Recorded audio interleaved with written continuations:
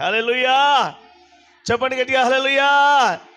ఈ దేశము నిన్ను అపవిత్రపరుస్తుంది, కోపము నిన్ను అపవిత్రపరుస్తుంది, క్రోధము నిన్ను అపవిత్రపరుస్తుంది, అల్లరి నిన్ను అపవిత్రపరుస్తుంది, దూషణ నిన్ను అపవిత్రపరుస్తుంది. కాబట్టి ఈ సమస్తమైన వాటిని నువ్వు ఏం చేయాలి? వదిలిపెట్టాలి.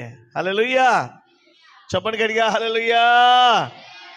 గట్టి చెప్పాలి హల్లెలూయా. దాన్ని విసర్జించాలి, నువ్వు వదిలిపెట్టాలి. ఎందుకో తెలుసా? పగ తీర్చుకుంటా దేవుని పని.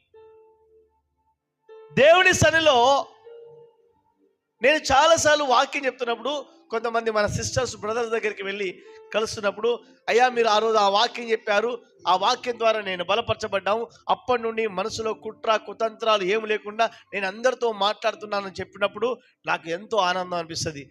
దానికంటే దేవునికి మహిమ